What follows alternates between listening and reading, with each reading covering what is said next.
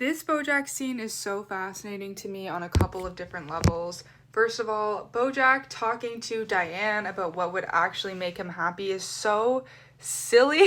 Not silly isn't the right word, but it's just kind of ironic that Diane is like dissecting bojack in this moment when what she is doing isn't making her happy. She's supposed to be off changing the world, and yet she's telling her husband, Mr. Peanut Butter, that everything's perfect, and she's really back home but at bojack's house, not telling anyone that she's there. She just like hangs out on the fucking balcony and eats pizza and like lays around in her robe. Bojack is going through a fucking crisis, and she's like, well, when is the last time you were actually happy? And it is very interesting because like she should be asking herself that, right? Despite everything that bojack has in front of him, he feels like there has to be more than this. He is constantly seeking validation from other people, or like just through constant change. I just got finished talking about what happened before this, which was Wanda and him breaking up, and then we see the scenes where like Todd is at his performance. He's expecting bojack to show up and bojack doesn't show up. Diane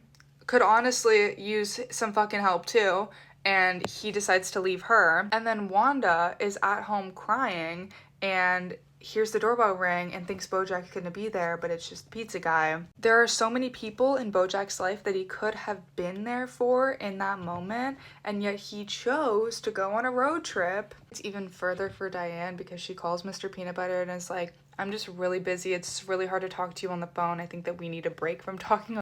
I think coupled with like the beginning of this scene where she's like, well, when's the last time you were happy? And then her deciding to kind of like cut that tie with her husband. Very, very fascinating, because she could have gone, in the other direction and started thinking about like the last time she was happy and like what actually matters to her. Anyway, obviously bojack goes to New Mexico to see Charlotte, and this just opens a whole new can of worms that he really won't be able to recover from. But in retrospect, as viewers, we can see that he had so many different like paths laid out before him, and still he chose to do kind of like the most mentally taxing, nonsensical choice. Like, because as much as I love Charlotte as a character, like she has a family, she's moved on from him and his life, and I think he knows that. I think he knows that there really wasn't going to be any good that came from that, but that's just like the self-destructive pattern, right? Like you do things